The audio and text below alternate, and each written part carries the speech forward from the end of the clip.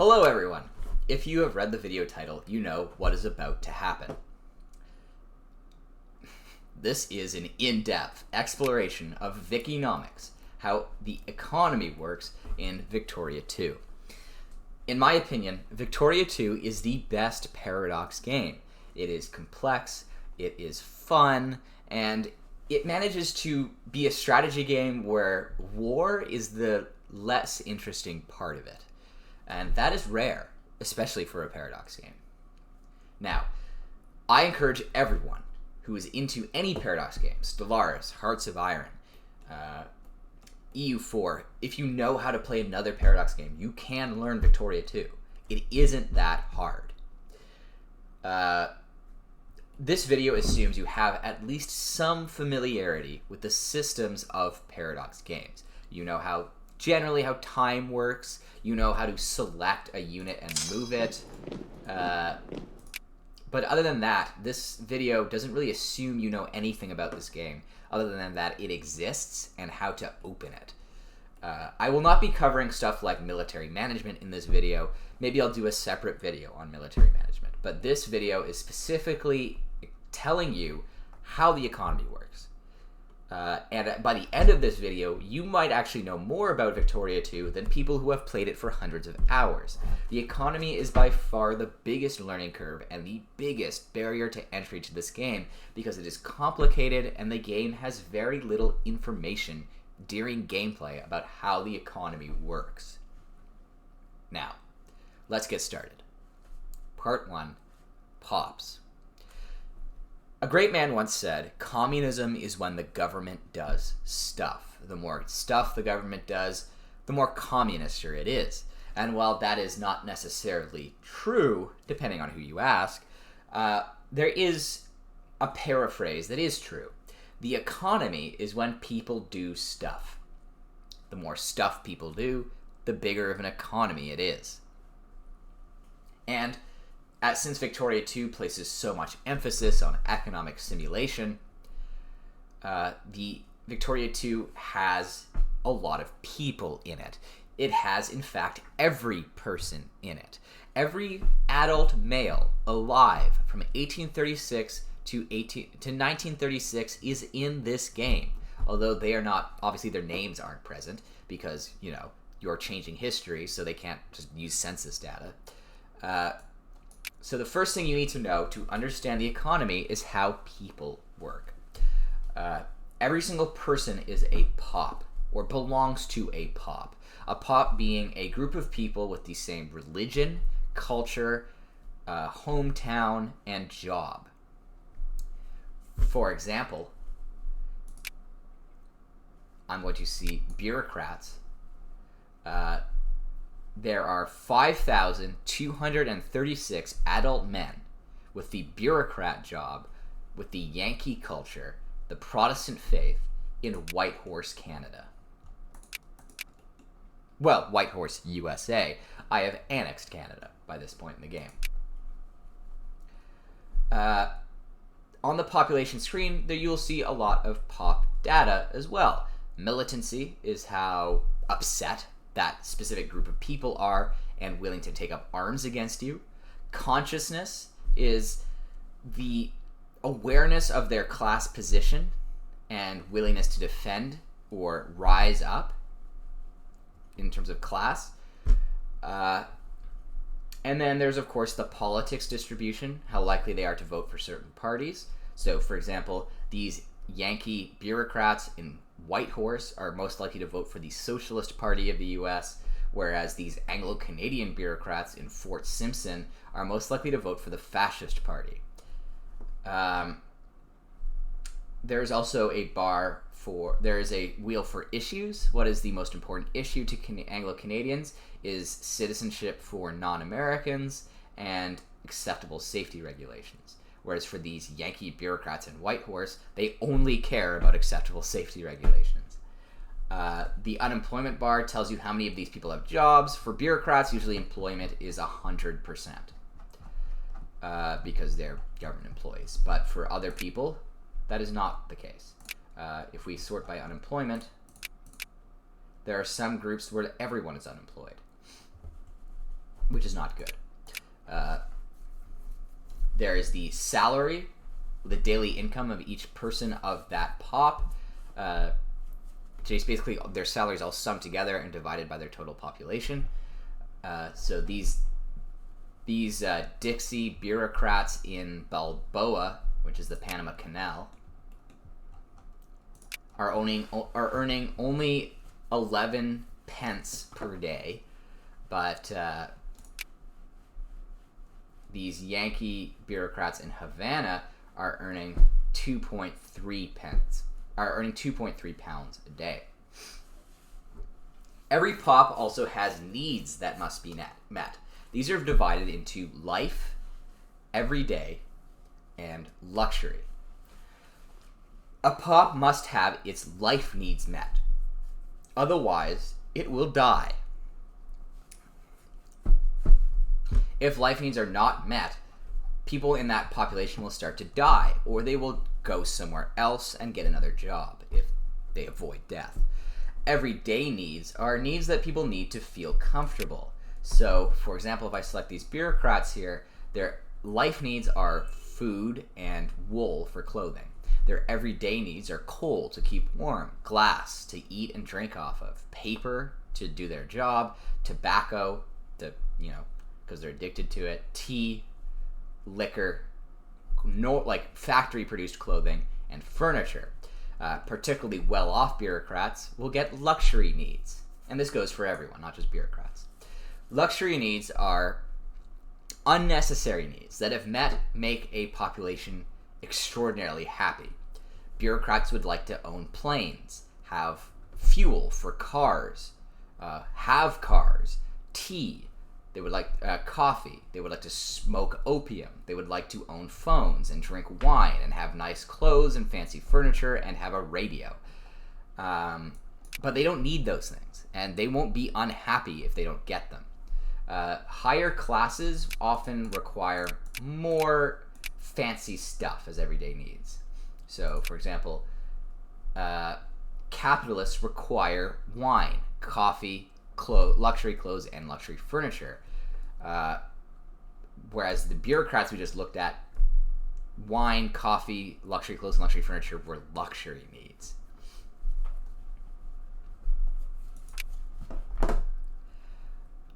Now, let's go over what the jobs are that people can have.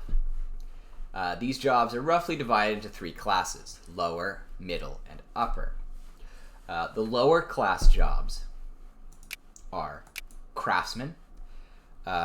Craftsmen work in factories to produce finished goods and are paid from profits of the factory they work in. Let's stop sorting. Oh yeah. Here's what will happen if an economy is mismanaged.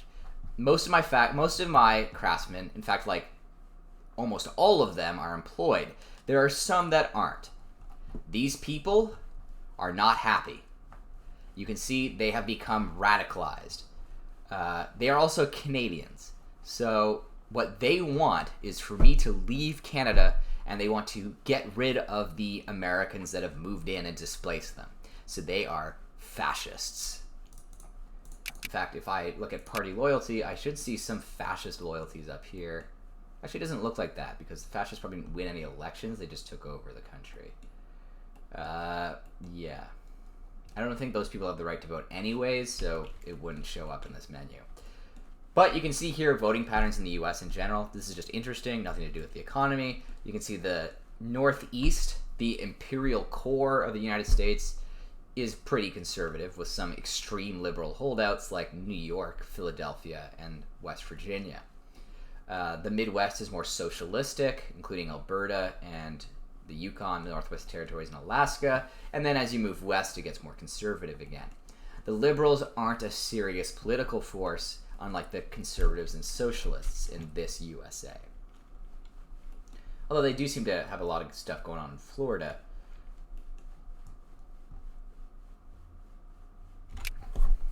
Anyways, back to the population.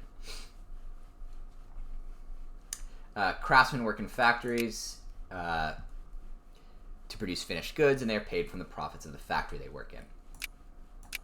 Farmers are people who take goods from the land, that are agricultural in nature. So cattle, grain, wool, cotton, tobacco, tea, and opium, I believe, are also farmers. They convert the natural bounty of your country into these like foodstuffs and primitive products.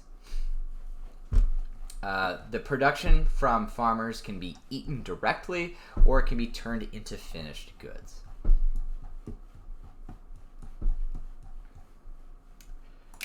Laborers are another lower class group. Laborers are like farmers. They also live in rural areas, like Rochester and Syracuse, but instead of producing food or plant products, they produce goods like coal, iron, and wood.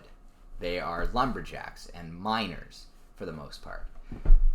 Although there are other niche types of laborer that you can be, I guess, like, let's take a look. Oh yeah, you can be like, you can be a gold miner, which I guess is just a type of miner, but you get the idea. Oh, a niche type of laborer, exotic wood harvester, rubber harvester.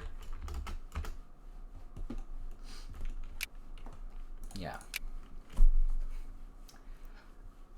Laborers are paid a portion of the value of the items they harvest.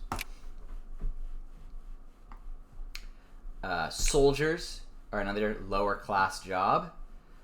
Soldiers do not produce things directly. Instead, they serve in the army. They are paid directly by the state instead of by value of production. And they consume passively while producing nothing. That is not to say that they are unproductive.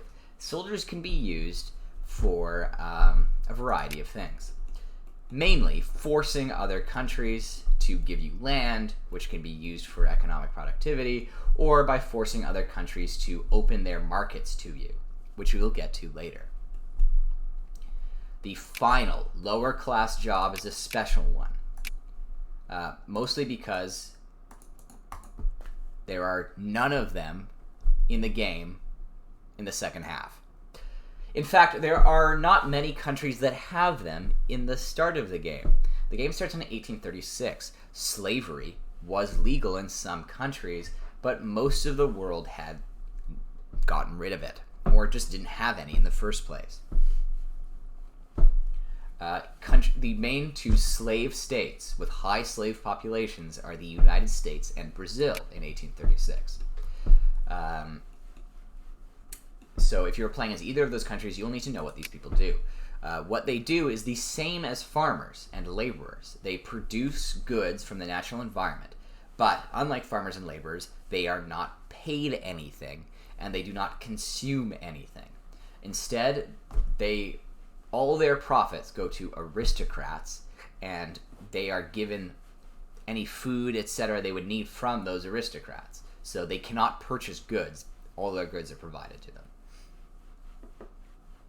Next, we have middle-class jobs.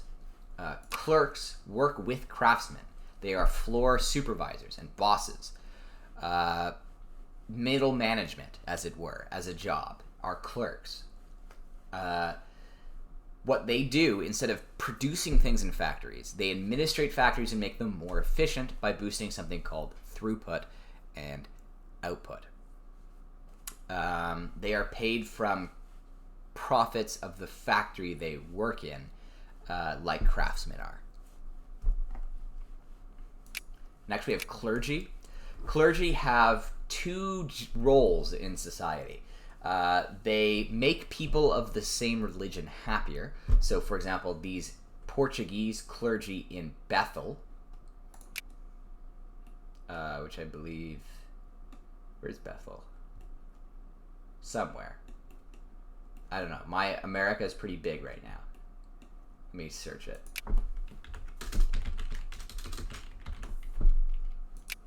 Oh, it's all the way in Alaska. That's why I couldn't find it.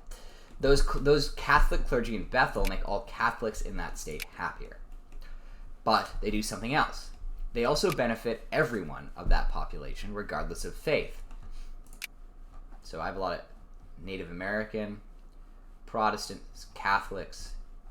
I have some Hindu clergy, Buddhist, Eastern Orthodox. You'll notice that Catholics will often not convert, whereas animists and other less Christian or less Abrahamic faiths will convert faster. But clergy have another role in society that is not preaching, and it is not making people happier. They are teachers and educators. Oh, that's interesting. There's a lot of communist clergy in this country.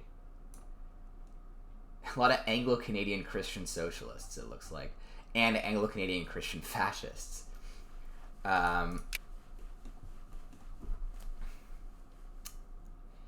They are paid by the state through education funding, and in return, they raise the literacy of the country. Right now my literacy is 98.4, but it started the game at 30%. I got it that high by paying for education from the clergy. The clergy also generate research points. In the 19th century and early 20th, many contributions in science were made by priests. Clerks also produce research points, to a lesser degree. But stuff like the Big Bang Theory came out, not the show, the theory of the universe, came out in the 1930s by the French priest Georges Lemaitre. And genetics came out during this time by the Catholic monk Gregor Mendel. In general, priests contributed to scientific development as well as education in this time period. The next middle-class job, bureaucrats. Bureaucrats, like soldiers and clergy, are paid by the state. Their role is to boost the productivity of the nation, the productivity of the government. They increase the efficiency of tax gathering. They reduce the cost of infrastructure projects. They increase the efficiency of government projects in general. Bureaucrats are also needed to convert colonies into states. So, a brief aside on colonies versus states. By this point, the United States has no colonies. Everything has been made into a state. A state is basically like a modernized location, whereas a colony is a territory that mainly serves to extract raw resources rather than manufacture goods. For example, France has many départements, states, in its mainland. But France also has a large colonial empire. These colonies do not produce finished goods, except for some reason, the Congo. But Gabon, for example, is a colony, does not have factories. All they do is produce raw materials. Bureaucrats are needed to turn a colony into a state. You need 1% of the population of a colony to be bureaucrats of an accepted culture to turn it into a state. The next job, middle class, is artisans. Artisans are like small business people, entrepreneurs, inventors, scientists that work by themselves, craftspeople that don't work in factories. Basically what they do is they take goods, they have some sort of specialty, and they convert those raw goods into that material. So, for example, these Cherokee cement craftspeople, cement artisans, take in coal, turn it into cement, as if they were working in a cement factory. But unlike a craftsman who gets money from the factory, like a small portion of the profits, artisans get back all the money that they earn from their goods instead of just a portion of it. Basically like an upgraded craftsman. However, you really don't want more more artisans than craftsmen, because factories are just more efficient for producing goods.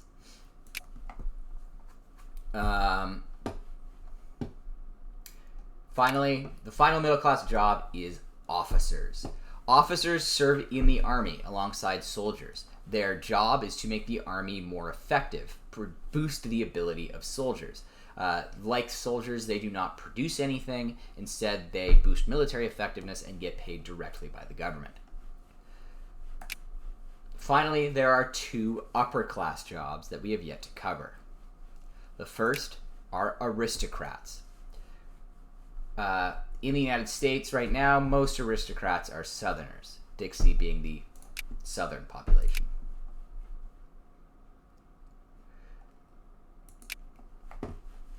Should also be, a few Texans, but there are aristocrats of most ethnicities. There's Mexican, Canadian, Texan, Cree, African American, Yankee, Native American, and Dixie.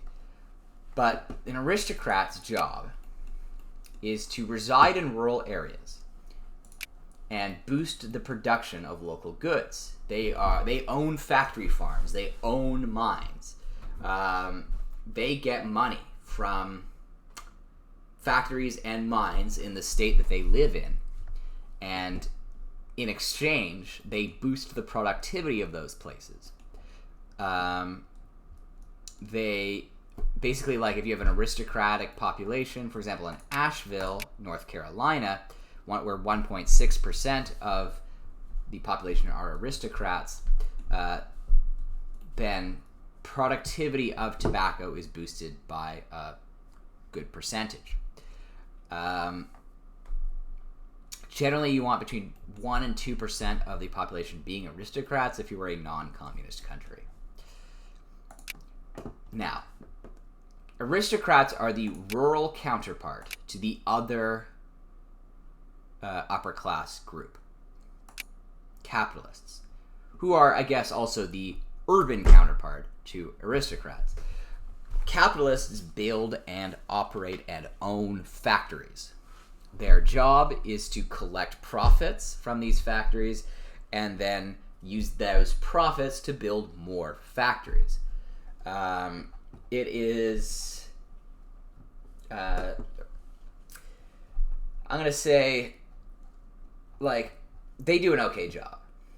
Their main benefit beyond building factories so you don't have to is the introduction of boosting output. The more capitalists there are invested in a factory, the more output there will be because there is more market pressure for that factory to produce. Okay, so now you know how population works. All those people with all those jobs, they make the economy run. But how are their needs met? Where do they get the materials that they need to do their jobs? Well, let's first cover what those materials are. Goods. If we select the production menu and go to production. Oh, what is happening? Oh, I need to unpause. Advance the clock a day.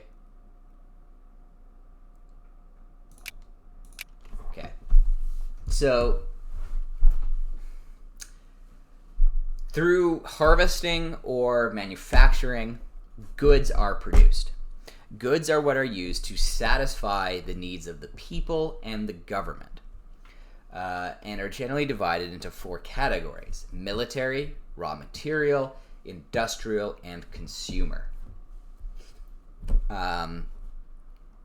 Basically anything that you could imagine needing for anything is here.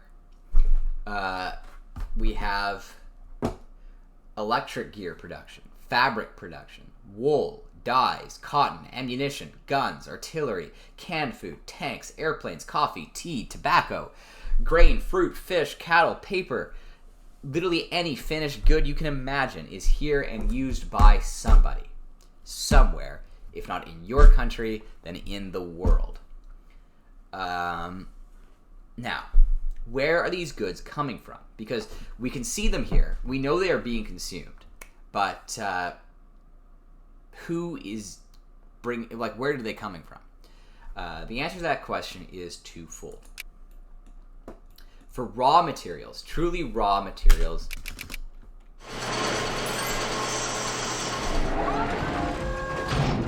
for truly raw materials not manufactured in a factory, they are taken from RGOs. An RGO is a resource gathering operation. If you click A on your keyboard or the RGO button on the map selection, it changes to showing you what resources are where. RGOs represent the natural bounty of every province in the game, including highly urbanized areas. For example, you'll notice Philadelphia has a natural iron reserve and New York is good for grain production, even though they have incredibly urbanized populations. New York, I think, is even one of the most populous cities in the world right now. Almost a million people, almost a million adult men versus London's 1.6 million.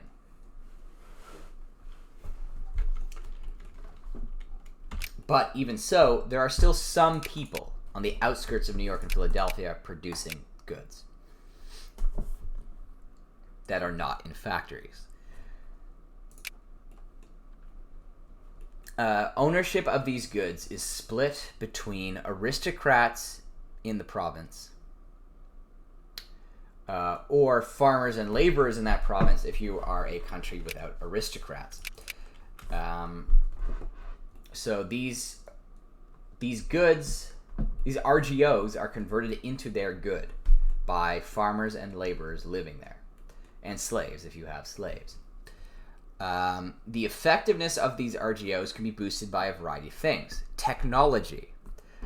Some technologies, for example, freedom of trade boosts mining and farming output. It is also boosted by having more farmers and laborers in that province and having aristocrats.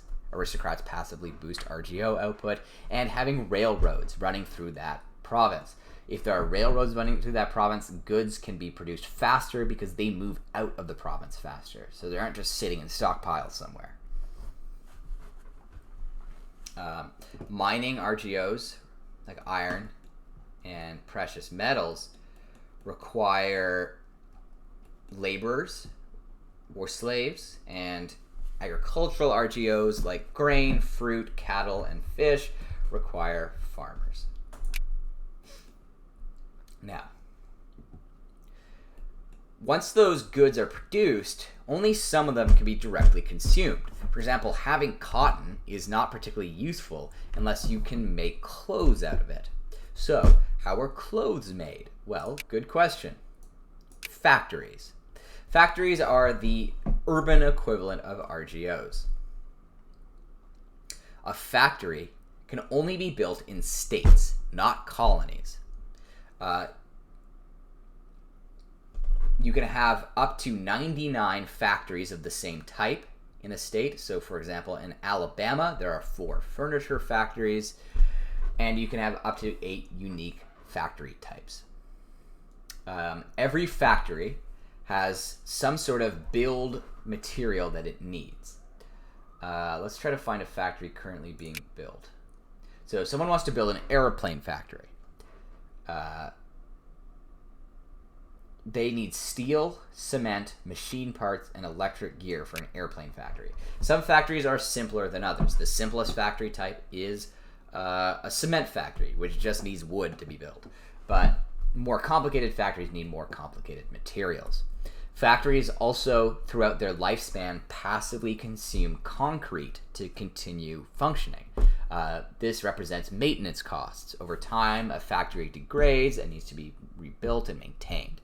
If there is no cement available for purchase, a factory will slowly lose efficiency, but it won't stop working. It will just be worse at its job.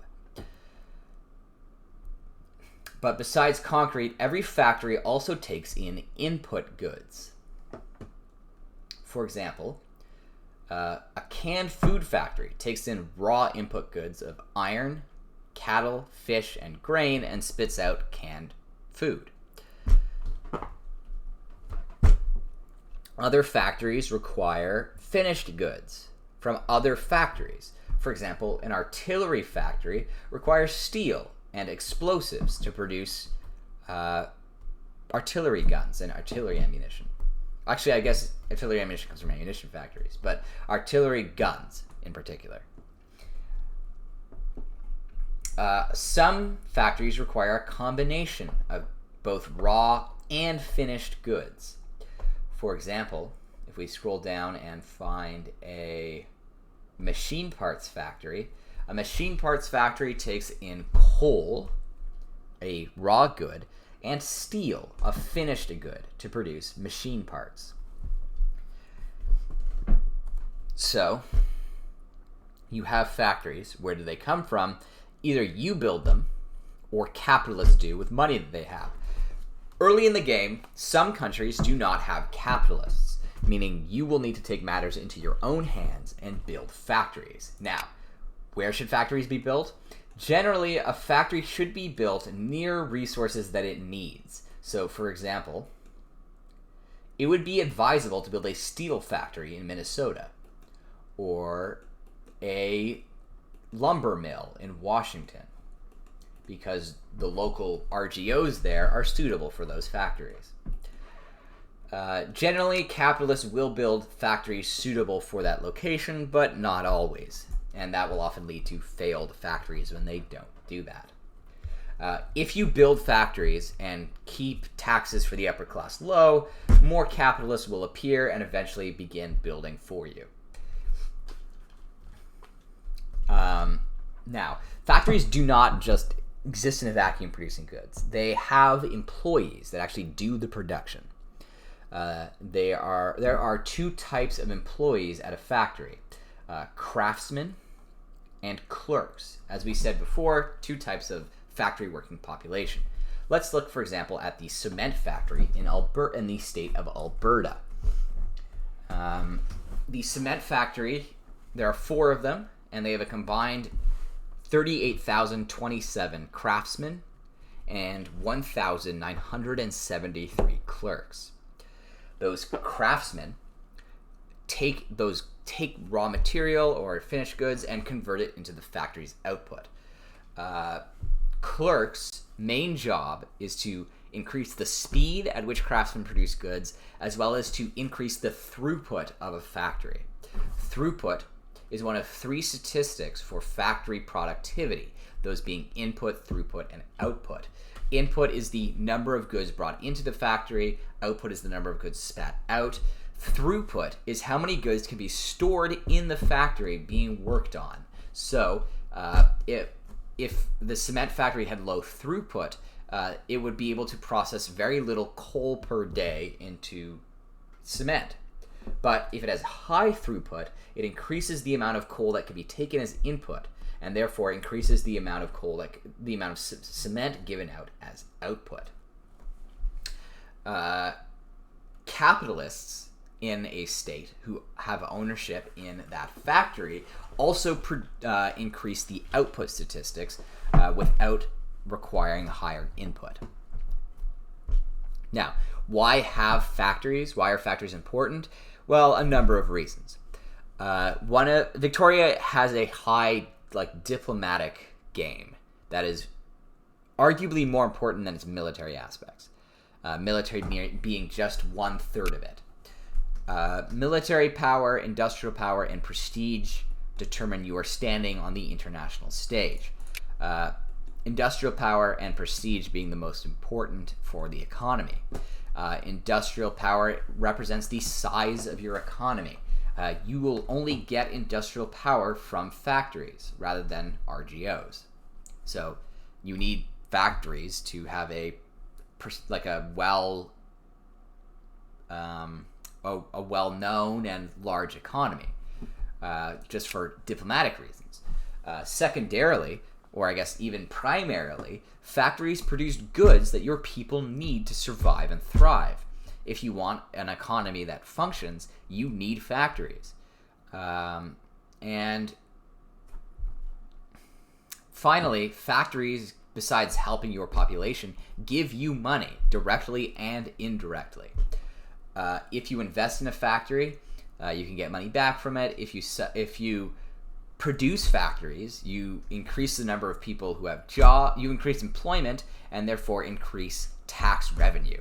So having a lot of people working in factories means a lot of people earning money, means a lot of money for you, the government. Because in this game, you play the government. Now, factories can fail. I believe there are a couple failed factories in the US right now. Yes, in Ontario, a luxury furniture factory closed down. This happens if too few people are available to work there. If input goods cannot be afforded, if output cannot be sold. Closing of a factory can be staved off by subsidizing it. So if we reopen this factory, that costs some money, and then we can subsidize it to keep it open until it can hire employees. Now, you understand how population works, you understand how factories work, I hope, you understand how RGOs work and what they are. Now, when those goods are produced through factories and RGOs, how do they get to the consumer? Well, internal and world markets. When a good is produced, it can be purchased by other people living, or other governments even, living in the same sphere of influence. Spheres of influence are diplomatic areas centered around a powerful country. So, for example, the British sphere of influence includes Morocco, Venezuela, in pretty much all of India, Tibet, and Thailand, Australia. My sphere of influence as the United States includes Quebec, Mexico, Central America, Colombia, Ecuador, Brazil, Chile, and Argentina. So, when a good is produced, all the countries in the same sphere of influence, all their citizens and their governments, have priority to purchase from those places. So when you need, let's say, the government needs guns to equip your soldiers or to keep your soldiers equipped, you will first look for a small arms factory in the same sphere of influence as you, and you will buy guns from them. If a factory or an RGO cannot sell something in the internal sphere market, it instead puts it up for sale on the world market. If you cannot find a good on the internal market, you then try to purchase it on this world market.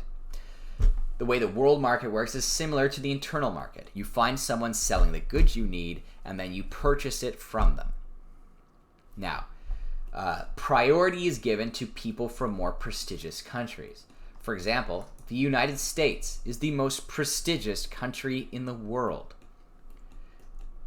whereas Germany is effectively, in this timeline, a failed state. They have lost control of their east, their south, and their far north. They are barely holding on. So, Germany is not prestigious. They are the 25th most prestigious country to our most prestigious country. So, if the German government wants to buy guns, and I want to buy guns at the exact same time, I get priority because I am from the more prestigious country. However, if Haiti wants to buy guns and Germany wants to buy guns, Germany gets priority because they are more prestigious than Haiti. Now, world market purchases, as opposed to purchases from your own country or other countries in the same sphere of influence, are subject to a special type of tax called a tariff. Whenever a purchase is made on the world market, the purchaser has to pay the tariff percentage on that good. But that tariff percentage goes directly to the government of the country that person resides in. And that brings us to taxation and tariffs. The final important concept for understanding Vickynomics. If you click the budget tab at the top of the screen, this window will open up. You should see daily income, the liquidity of your national bank, your total debt, your daily expenses, and your tariffs, and your diplomatic balance. Diplomatic balance is a special thing. It is only incurred in cases where you have to pay money as part of a treaty. So if you lose a war and the winner makes you pay retribution, or makes you pay, what's the word I'm looking for? I'm blanking. Makes you pay, I don't remember the word. I'm sorry, folks. Oh, this is going to bug me all day now. Anyways, if you have to pay that, then that will show up in diplomatic balance. Generally, the point of the government having money is so that the government can do things. Now, first things first is always prioritizing having this number in the budget tab green rather than this number in projected daily balance green. The yesterday we earned thing tells you what the money you actually got was. This projected daily balance is what the game thinks you will earn today, but this isn't actually true because this doesn't take into account a variety of factors, including variability of income and the fact that you, the government, can buy and sell goods automatically on the world market and therefore make up this deficit. So my actual income is around 1,000. My projected income is around negative 3,000. Now, my projected income right now is too high. I need to adjust it. But you generally want to keep projected income green, but pretty low. Now, government revenue comes from two sources. Taxation of the population, called taxes, and taxation of imports, called tariffs. Taxation is divided into lower class taxes, middle class taxes, and upper class taxes, and is applied on a class basis. Tariffs are applied universally. All import purchases have tariffs applied to them, whereas taxes are applied, again, a class by class thing. If a soldier wants to buy canned food, then they pay the same tariff as a capitalist buying canned food.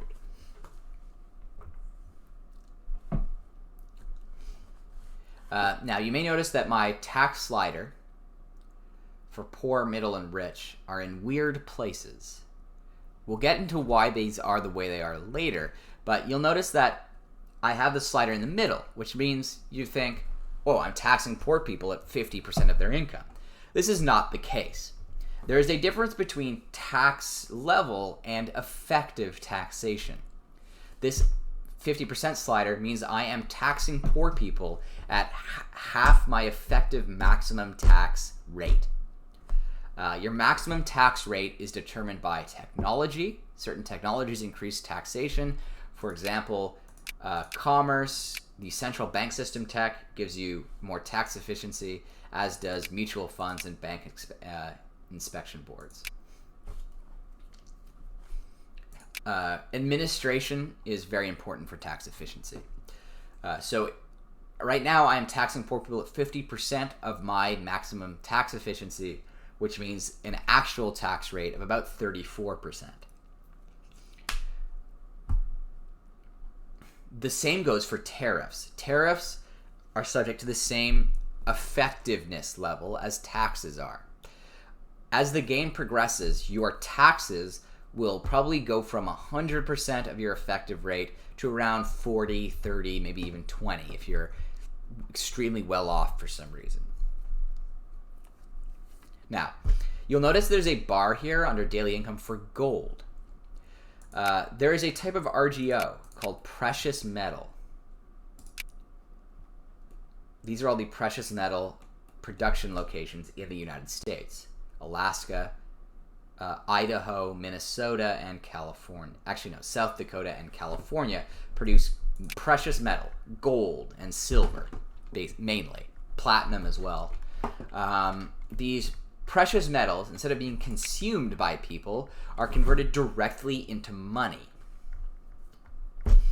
So my government share of this money is 101. Now, you earn money through taxes and tariffs. What do you spend it on? Daily expenses.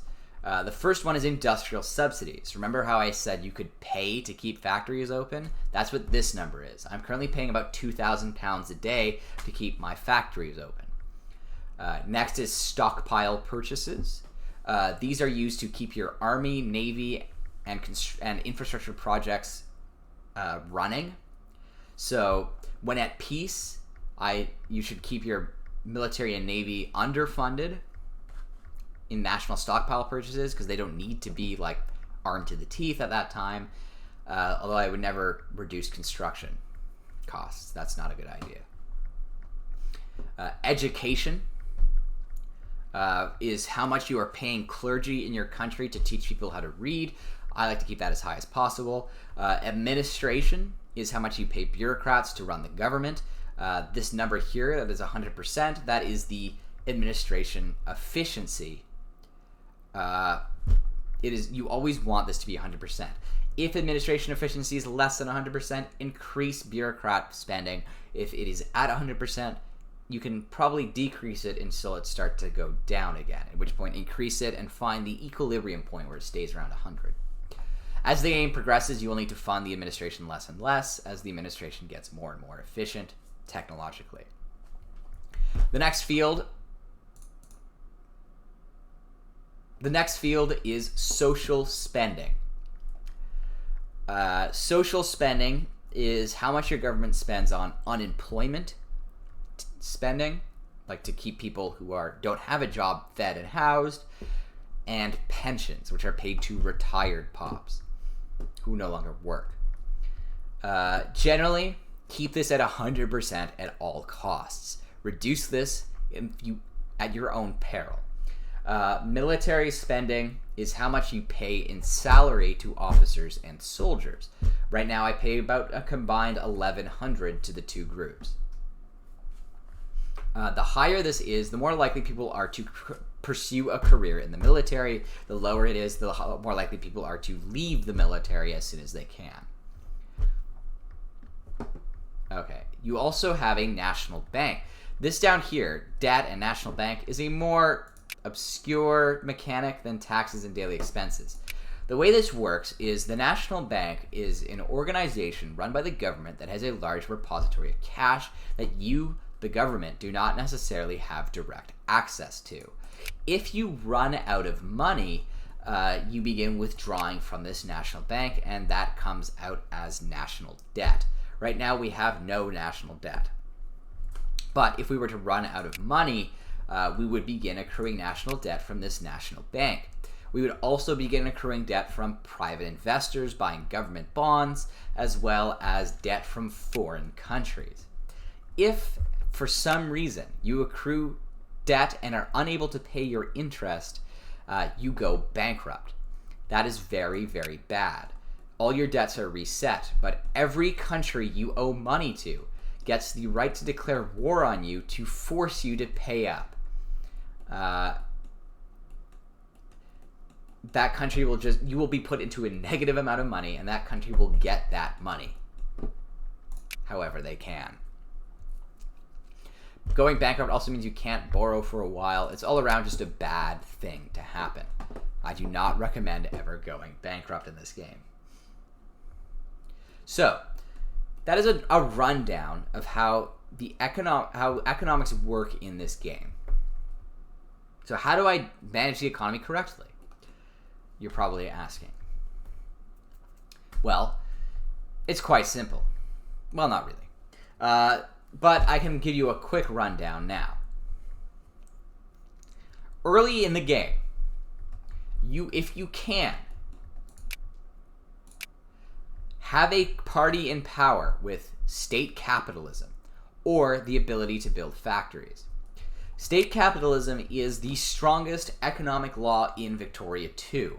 You get all the benefits of planned economy. So you can decide where to build factories, you can invest freely in infrastructure projects, both at home and abroad. You basically have control over the economy. You can close factories, open factories, build factories, expand them, make railways, etc. But there are still capitalists who can also do those things, supplementing your efforts. Planned economy is the second best economic law because while capitalists are good at building factories, they are not good at necessarily building the right kinds of factories, and they often build factories that fail quickly. Planned economy gives you the benefit of being able to build open and fun factories, but you do not get the added benefit of capitalists rounding out the economy. The weakest economic law is laissez-faire, which is generally proposed by liberal parties and like radically capitalist parties. If you ever run into a laissez-faire government, you lose control of the economy almost entirely. The limit of your ability to run the economy will be essentially just building railroads, which is not ideal. You want to have some hand in the economy in this game. Government intervention is good. Now, if you have the right economy law, namely interventionism, planned economy, or state capitalism, you will have the ability to manage the economy well. Oh, I also forgot to mention, if you have laissez-faire, your taxes are limited to around half of each group, which is bad and not good. You need to be able to manage taxes freely. So, your top priority as the government should be having factories open in your country and having social spending as high as you can manage effectively. Those two kind of go hand in hand because while you can open a closed factory, you can generally prevent factories from closing in the first place through subsidization. You'll notice I spend a lot on subsidies, and that's good. That props my economy up. Perfect. And I can afford it, so it works fine.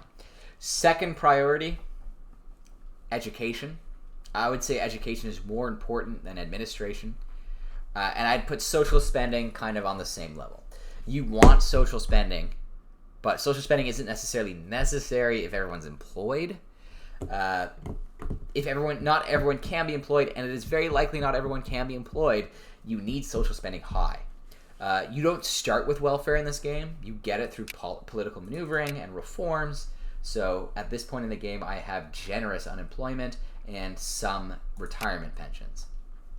So if I put this at max, everyone who's unemployed gets money from the government instead of a job, and people who are retired get some money as well. You want this high because if it is low, people get upset. You want education high because literacy is good. Literacy means more research points. It means more clerks and officers and artisans, capitalists and aristocrats. It's just a good stat to have high. Military spending is situational. If you don't think you're going to go to war in this game, it's kind of useless. But if you plan to use your army for things, it is useful. Even if you really don't plan to go to war, having an army generally is good as a deterrence measure, just so countries don't fuck with you. Now, as I've said before, administration efficiency, keep it at 100% as much as you can. But don't be afraid to keep it below maximum funding if you can manage that and still have 100% efficiency. Now, in terms of revenue, your priority for revenue should be, number one, precious metal, because obviously, precious metal hurts no one and gives you money for free. But precious metal is never going to be able to hold your economy on its own. Even if you have every precious metal site in the game, that's not very many. That's what makes it precious. So, secondarily, lower and middle class taxation is important. Why not rich? Well, there's a couple of reasons for this. There are two situations you'll find yourself in. A country with capitalists and aristocrats, where capitalists and aristocrats are like necessary, like a capitalist country, a laissez-faire, an interventionist, or a state capitalist country needs capitalists and aristocrats. And you not only need capitalists and aristocrats, you need them to have money. If you tax them, they don't have money, and then they can't build factories, and they can't boost efficiency, and the economy does poorly. So keep rich taxes as close to zero as you can. Now, if you're a country with a planned economy, namely a communist country, rich taxes initially can be put to 100%, because in a communist country, aristocrats and capitalists can't do anything. They can't build factories. They don't do anything.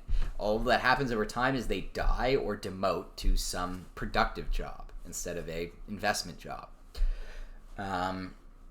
In that case, you can tax them at 100%, and that will increase the speed at which they demote. But eventually, they'll disappear. And then in that case, you aren't getting any money from them anyways, and you can't prioritize getting money from them because they don't have any. Instead, your main source of income for any country will be lower and middle class taxes. Now, as I said before, I'm not actually taxing these people at 50%, just 40% or 34%, but I'm taxing them and not the rich for the reason I just said. Even so, while you can get away with taxing the lower and middle class, you want to tax them as little as you can while still affording to keep the government running. If you overtax them unnecessarily, then you run into the problem where they are giving too much money to the government and don't have enough money for goods. In that case, they will begin to demote to worse jobs, they will starve, they will leave the country, all around not great. Now, you've noticed I haven't mentioned tariffs yet in terms of viability of funding the government. That is because tariffs are not viable. Although you can make a lot of money from tariffs, look at that. £7,000, £7,000 if I put tariffs at my current maximum. But you don't want tariffs to be high. If anything, negative tariffs in cases of high economic prosperity are good. For example, if you have a state capitalist party, there's like a minimum tax, and if you can afford to have everyone at minimum and you still have a lot of money coming in, start putting tariffs at negative. But tariffs at positive is bad for the same reason that taxing the rich in this game isn't viable. Everyone needs to pay extra for goods, meaning people can afford less goods, meaning economic productivity goes down, factories can't afford inputs, and it can lead to a spiraling negative feedback loop where you are relying on tariffs because taxes aren't enough, but then tariffs are preventing the economy from growing, and tax revenue continues to fall, and you continue to rely on tariffs until tariffs become ineffective because no one can afford anything. Only use tariffs if you have exhausted every other means of acquiring money. Now, here's an appendix, an addenda, if you will. I told you how to run an economy well. What if you want to run the economy poorly? Now, this seems like something you wouldn't want to do, right? Why would you run the economy poorly? Oh, first of all, I'm just going to adjust my tax policy here for a sec. Okay.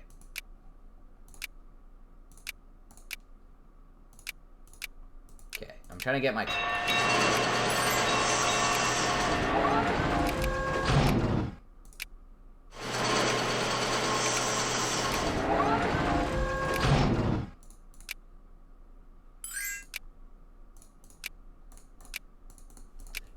Okay, so what if I want to run the economy poorly? Why would I? Sometimes if you are a democratic country, your influence on the politics of your country is pretty minimal. Basically, people vote for who they want to be in charge.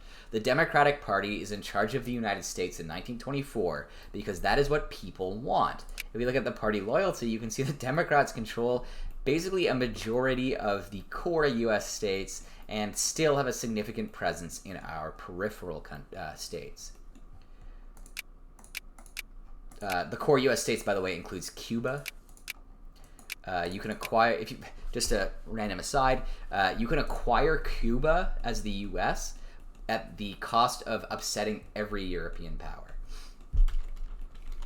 especially Spain, who holds it at the time, and you have to fight them for it. Oh yeah, where was I? Mismanaging the economy. So let's say you don't want to be a democracy, or you don't want to be whatever your current government type is, and you want to be a different one. Well, you can make that happen. How? By mismanaging the country. You'll notice there is a feature in this game which you can use to help manage the economy called national focuses. If you select a state and press the F button, or press this little arrow thing, it brings up these national focuses, and you can use these for a variety of things: building railroads, encouraging immigration, boosting flashpoint tension, trying to make people one type of pop instead of others, encouraging certain types of production. But at the bottom you'll see party loyalty. We can make people communist. So let's say we encourage people here to be communists. Over time, people in North Carolina will start to drift towards communism as an ideology. But that's not enough, right? Like, you can wait for the communists to win an election, but it's probably not going to happen. If people are happy, they are unlikely to support extreme parties.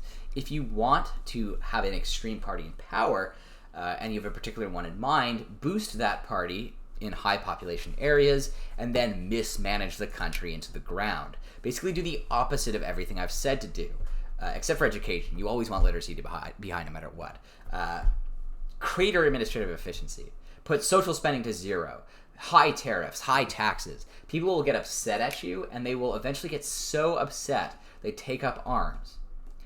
If you want a rebel group to win, leave your capital, and if the rebels occupy it for a month, your government will give up. Now, cool things happen.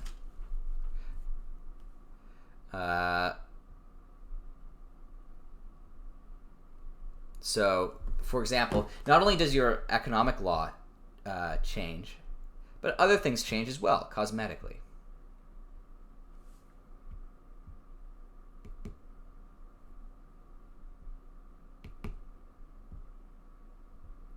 I'm going to try to find a way to change ideology quickly. So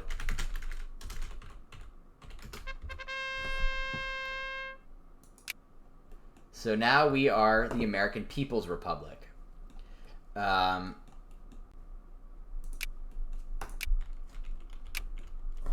Communist Party is in charge, meaning we now have planned economy, atheism, all that stuff. If rebels had took power, all our social reforms would change, all our social reforms would be put to max for the communists, and all our political reforms except slavery would be reversed. So slavery would remain outlawed, but there would be no unions, no political parties, press rights, public meetings, voting system, or vote franchise. And the upper house would be communists only. Also, your flag changes. So now we have this communist flag, and the country name changes. And this government type changes to proletarian dictatorship. So if that happens, now we have total control over the economy. Capitalists can't invest in anything. And if you want this to happen, basically just mismanage the economy, and eventually it will. When the rebels show up, don't suppress them. Just let them take your capital, and all will be well. Okay. Hopefully, you now feel far more comfortable with economics in Victoria 2.